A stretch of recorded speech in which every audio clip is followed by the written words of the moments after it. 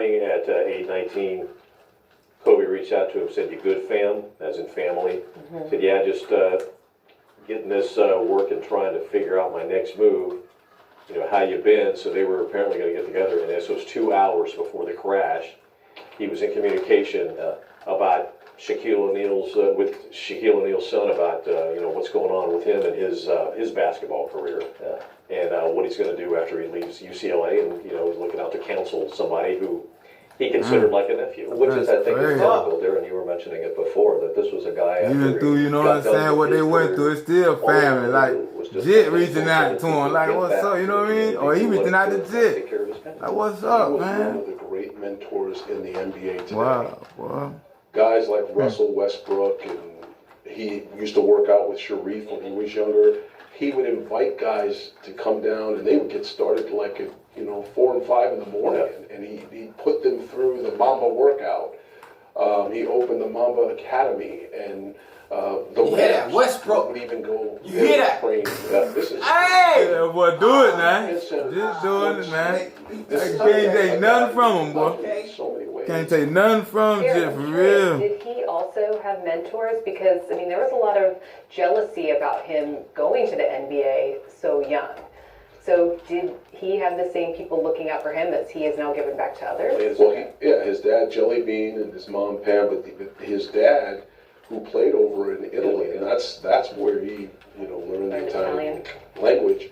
But Jelly Bean, and they used to get tapes from America, Laker tapes, and watch old VCR tapes of Laker games. So the Lakers were kind of Kobe's team even before, He knew he was going. Yeah, exactly.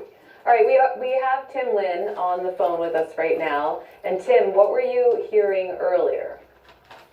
Well, they sent me some audio from the air traffic control in the area. You've been speaking about the flying conditions and what the pilot was doing going through there. After listening to the audio files from air traffic control, just to put a little light on what was going on, is that the aircraft was coming up from John Wayne Airport, making a normal transition, which takes you towards the zoo, which is a lower part, to get around into the valley. And at that point, if you heard them talk about special VFR, and he had requested that from the air traffic controller at Burbank Airport. Now, what special VFR is when the visibility is lower than standard, but you're able to maintain contact with the ground and remain clear of the clouds, they'll allow you to go through and continue on. But if conditions change, then you need to turn around and go back out. But what happened was, as he came up, the controller is only allowed to have one aircraft in his area at any one time. So the pilot of the helicopter had to wait for about 15 minutes by the LA Zoo, doing circles, waiting to clear the airspace. And then once he got the clearance, that tower controller at Burbank sent him up the 5 and around the north side of Burbank Airport. And then once he got up there, and that was due to the fact that Van Nuys was also in what they call IFR conditions. In other words, the visibility wasn't there to fly visual rules. And they brought him around the north end of Van Nuys and then brought it down towards the Calabasas area on the 101. And that's where he has to go to the SoCal, which is Southern California TRACON down in San Diego, to get on radar with them.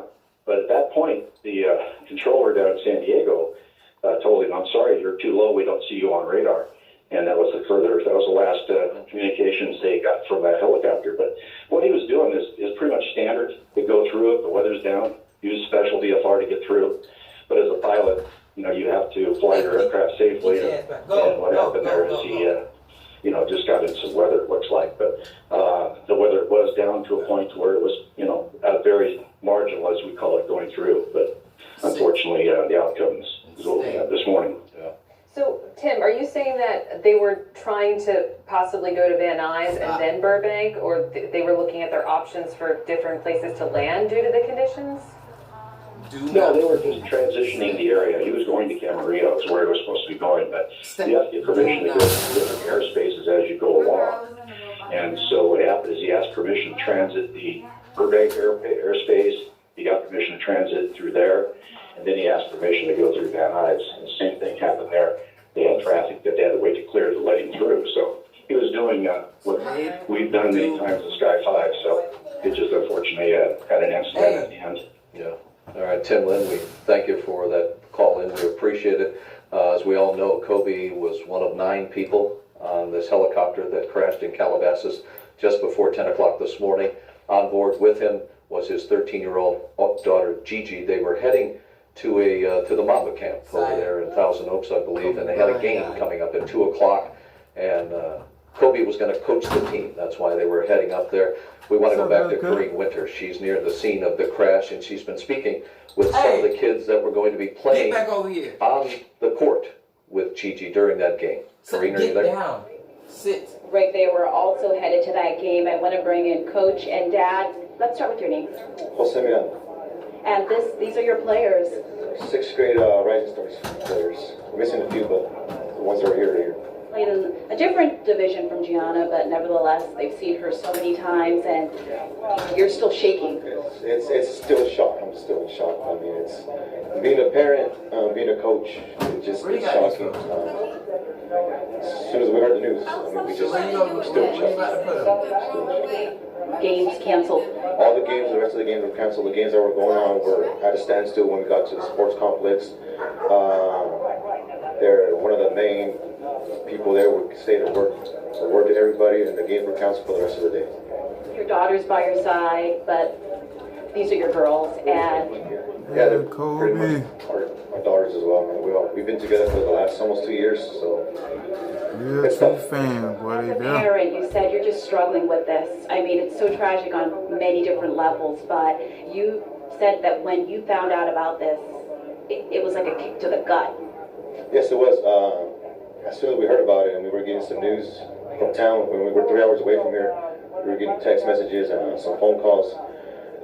Then we got closer to the complex. I mean, we confirmed them, and once we were there, yeah, we got more bad news and shocking. Just want to show hand to your sweatshirt there, Mama Cup Tournament Series. This was something that was so special to Kobe. Tell us about it. It was, from what I heard, he was really focusing on youth basketball, something he really cared about, had a passion for it, from what I've understood. And it just, I mean, it's something good. I mean, we want these kids playing basketball. And I'm glad he got these tournaments set up, because that's the whole reason why we're here. I mean, to compete against some of the best teams that he brought in. These girls want to compete, and he made us better. I'm glad he got these tournaments set up, because that's the whole reason why we're here. I mean, to compete against some of the best teams that he brought in. These girls want to compete, and he made us better by setting up these tournaments. We pushed harder. This is our 2nd time here. Hopefully, if this still continues, we'll be back in 3 weeks, and then we'll be back again the following month to finish off the series. And then hopefully it can still continue, so we can come back here and play basketball. We want to talk to your girls, and you guys, this is something that is so difficult for adults to deal with. Never mind what you are going through. I can see the tears in your eyes, sweetheart. We're so sorry for everything you guys have had to endure with this, being so close to this. But what are you feeling right now? I'm sad. I'm really sad. She was someone I would always look up to. And then I found out about this. And it just got me. Yeah. You guys have been helping each other through it. We've been speaking to a lot of fans out here. They said that's one of the reasons they wanted to come out here, to take it all in. The reality of this, even though it's so sad, and they're comforting each other. What have you guys been to get through this? Like, it'll be okay. I mean, time's gonna pass. So, I mean, he's a real person to look up to. It's really hard. And being part of this tournament, how special was that for you? Not only getting to see Kobe, but it brought together so many remarkable teens who got to really showcase their skills on the court, right? Yeah. What was the best part of being a part of this whole tournament for you? Probably as you go by, you're getting better. They're remarkable. They're holding up so well. What have you been telling them, Dad and Coach?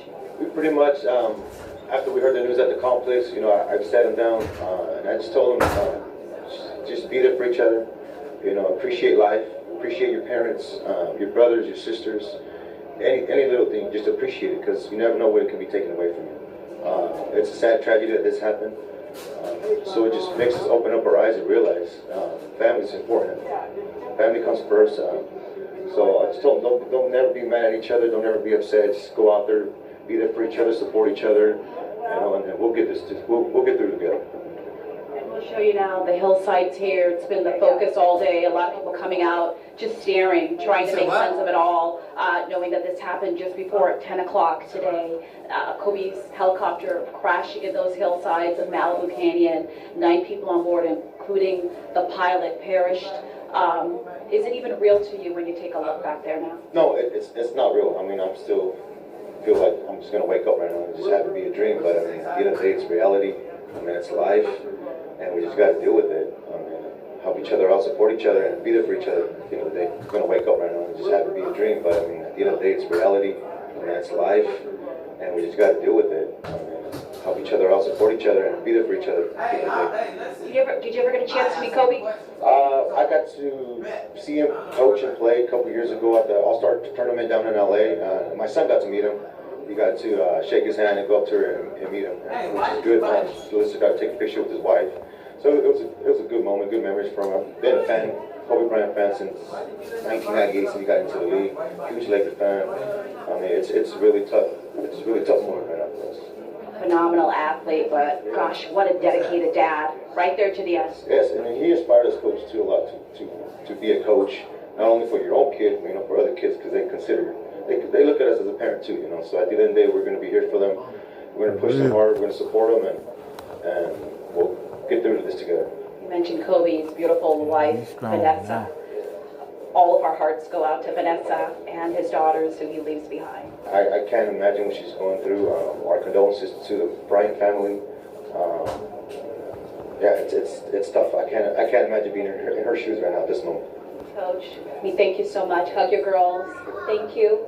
Thank you guys for sharing with us. And don't be afraid to hold on to each other. This is tough stuff. Okay? All right. And as we give you a shot of the crowd that continues to gather out here, something else that we learned from that news conference that was held earlier, that firefighters had discovered a quarter-acre brush fire caused by the chopper crash, and they actually had to hike to the accident site with medical equipment, also a hose line. They searched for survivors, of course. Everyone perished